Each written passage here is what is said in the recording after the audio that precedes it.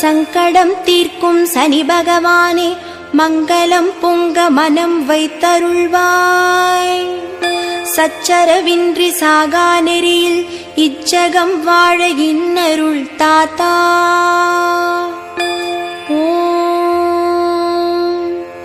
திருநள்ளார் க்ஷேத்திரத்தில் திருக்கோவில் கொண்டு திருவருள் பொழிகின்ற சனீஸ்வர பகவானே போற்றி.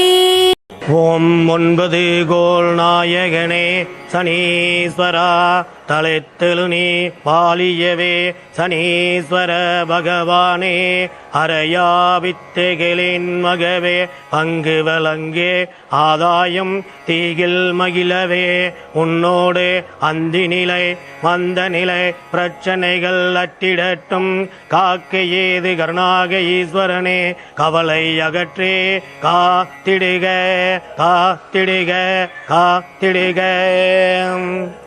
அதாவது என்னுடைய பெயர் கோபிநாத்.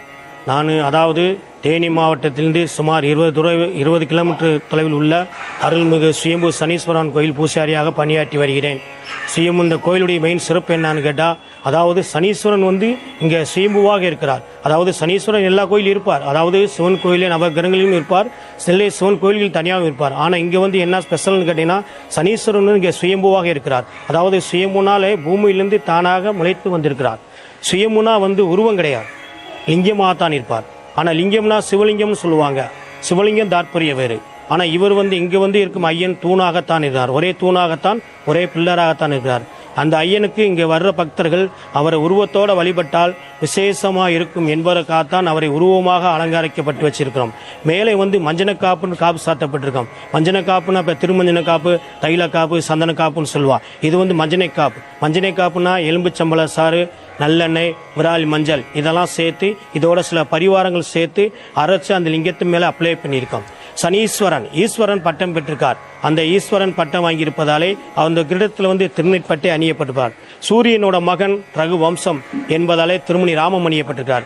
அதனால நீங்க இவங்க வர்ற சேவாத்திகள் ஒரு பெருமாளாவும் சேவிக்கலாம், சிவனாமும் சேவிக்கலாம். பிரம்மா, சிவன், விஷ்ணு மும்மூர்த்தியில் மறுக்குள்ள ஐக்கியமாயிருக்கா. அதே 3 ஜோடி கண்கள், சக்தி ஆயுதம், வில்லாயுதம், அவேகஸ்தம், சிம்மகனம் என்க தாற்பயத்துக்கு 4 கரங்கள், 2 பாதங்கள். பக்கத்தில் இருக்க சாமி உற்சவமூர்த்தி. திருவிழா காலங்கள் வெளியில புறப்பாடு வர்றவர். பொதுவா சனீஸ்வரனாலே வந்தா ஒரு கொடூரமான தெய்வம் சொல்லுவா. சனீஸ்வரங்களுக்கு வந்த விபதி பிரசாதம் எடுத்து போகக்கூடாது, போட்டு போயிடலாம் அப்படின்லாம் சொல்லுவா. தெய்வத்தில் நல்லது கொடூரம் என்பது கிடையாது. எல்லாமே காப்பது கடவுள், கருணையின் வடிவமே கடவுள். அதே வழியில் அரசு அன்று கேட்கும், ஆனால் தெய்வம் நின்றுதான் கேட்கும். தவறுக்கு நிச்சயம் தண்டனை உண்டு, அல்லந்து யாரும் தப்பிக்க முடியாது. போன ஜென்மத்தில் செய்த கர்மாவிற்கு நடப்பு ஜென்மத்திலே கோச்சாரம் லக்கணம் பார்த்து தண்டனையே கஷ்டமாக கொடுக்கிறார். அப்படி இல்லைனாலும் அப்பா செஞ்சா பிள்ளைய சேரும் சொல்லுவாங்க. அந்த வழியிலையும் கஷ்டத்தை கொடுப்பார். அப்போ அந்த கஷ்டம் நம்மளால் தாங்க முடியாமல் இவர்கிட்ட நம்ம வழிபாடு செய்கிறோம். என்னை காப்பாற்றுப்பா, கஷ்டத்தை நீக்குப்பான். இப்போ வழிபாடு செய்யும் போது அந்த கஷ்டங்களை தாங்கக்கூடிய மனசக்தியை தருவார், அந்த மன வலிமையை கொடுப்பார். வழிபட்டுட்டோம் என்பதுக்காக தண்டனையை தள்ளுபடி செய்ய மாட்டார். தண்டனை அனுஷ்தான் ஆக வேண்டும். ஆனால் அந்த குறிப்பிட்ட காலம் ஆண்பு பிறகு தண்டனை காலங்கள் முடிந்ததும் பொங்கு சனியிலே சுவிச்சத்தை வாரி வாரி கொடுப்பார். அதே சனியை போல் கொடுப்பாருமில்லை, சனியை போல் கெடுப்பாருமில்லை. சனி கொடுத்தால் யார் தடுப்பார் என்று சொலகம் வழக்கத்தில் வந்தது. இந்த ஸ்தலத்தில் வந்தால் தீராத வயிற்று நோய் தீரும், திருமண தடை நீங்கும், சந்தான பாக்கியலாக புத்திர பாக்கியம் உண்டாகும், வந்தமான வியாபாரம் லாபத்தில் இயங்கும், சொல்காணாத விளைவுகள் அமோக மகசூல் பெருகும், நீர்வளம் குந்தியடங்களே நீர்வளம் பெருகும், நீதி கேட்டு போனுக்கு நீதி கிடைக்கும். இதெல்லாம் நடமுள்ள கண்டிருந்த உண்மை. மற்ற ஸ்தலங்கள் ஒரு நவகிரகங்கள் ஒன்றாக இருப்பார். இப்போ திருநள்ளாறுல எடுத்துக்கிட்டே அங்கே சிவன் கோயில் இருக்கா. அந்த சிவன் பேர் தர்பானீஸ்வரர். அந்த சிவன் கோயிலில் ஒரு பகுதியில் பிரதேசத்தை இருக்க மெயின் தெய்வம் கிடையாது. ஆனால் தனித்திருப்பது சுயம்புவா இருப்பது இந்தியாவில் ஒரே கோயில் குச்சனூர் தான். அதே